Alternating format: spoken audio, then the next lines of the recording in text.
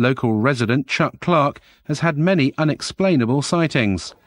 The most remarkable sighting that I've had in the last 3 years took place 2 years ago, February of '93. I watched a glowing object ascend vertically from the area south of Area 51, where S4 would be located, hang motionless in the air for about 10 minutes and then slowly start to descend. All of this while I thought I was watching a illumination flare that was launched from a mortar tube. I can hear jets in the background. I'll zoom back a little bit. This is looking straight over Steve Medlin's ranch, right here off 375 Highway. This is right over the peaks. Once it got down to the ridge line, however, it was in front of the hill that it had come up from behind. The hill was about 12.5 miles from my position. It came down to a few feet above the ground at the base of the hill, hovered momentarily, which is still consistent with what a flare might do in calm air.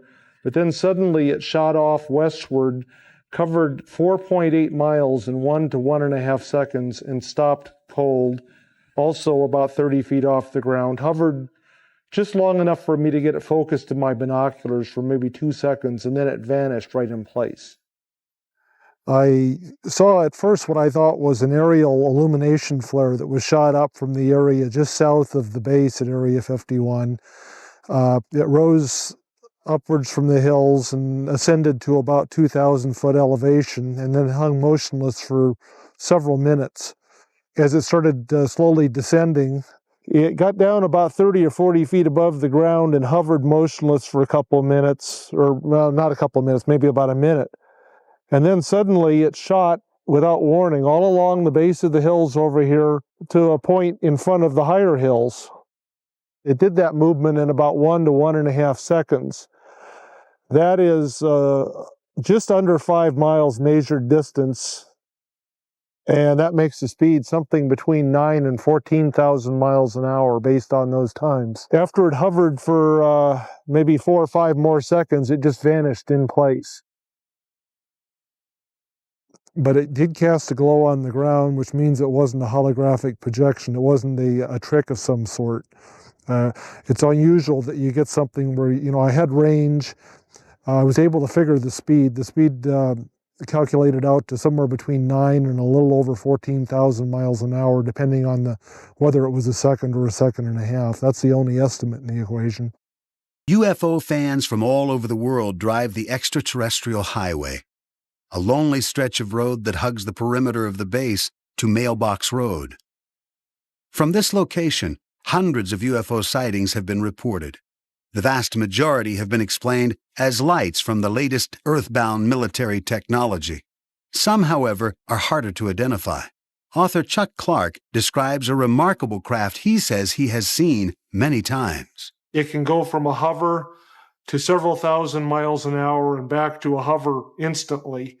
It can make very sharp right-angle turns and sharper than right-angle turns. I've seen 120-degree turns at high speed. It appears and disappears in midair, things that normal aircraft don't do. Author and astronomer Chuck Clark has lived near the secret facility for the past 4 years, researching activity at the base for his remarkable Area 51 and S4 handbook. He watched the base from White Sides and Freedom Ridge with a high-powered telescope until it was closed to the public. By the brightness of this thing, it has to be one or the other. Mm-hmm. And when it turned out that it was neither and it was nothing else that they track, then it became a UFO. Originally, I came from Southern California. I lived right adjacent to Vandenberg Air Force Base. And while I was living there, I was directing the Western Spaceport Observatory. And I got involved in a photographic project, which is years in length, photographing all of the main objects visible through small and medium-sized telescopes in our galaxy and other galaxies. I knew up front that they were going to have imagery, and I don't think any of their tapes were from the right angle that the object showed in their tapes. I just happened to be at the angle that the object sort of passed right behind where the rocket was going. several of us were out there watching it, and we're all saying, well, what's that by the bird? Is that the space shuttle crossing its path? You know, we kind of speculated that it was the shuttle or mirror, and you know, just forgot about it and went about tracking the rocket and getting the images we could get. I'm a still photographer. I had the video running to document my shutter clicks.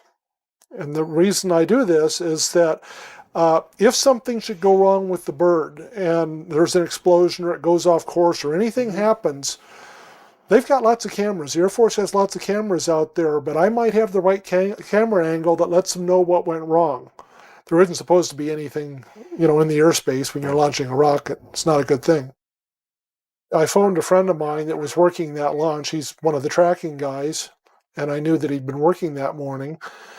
What was that went by the bird this morning? And was that the shuttle? He says, you know, we don't know. We haven't run all our telemetry yet. You know, I'll call you back in a couple days when we run it. He calls me back a couple days later and says, we don't know what it was. Is that the space shuttle crossing its path? Says the shuttle was over Madagascar and Mir was someplace over Asia because they tied into the NORAD database, and so that was officially became a UFO at that point.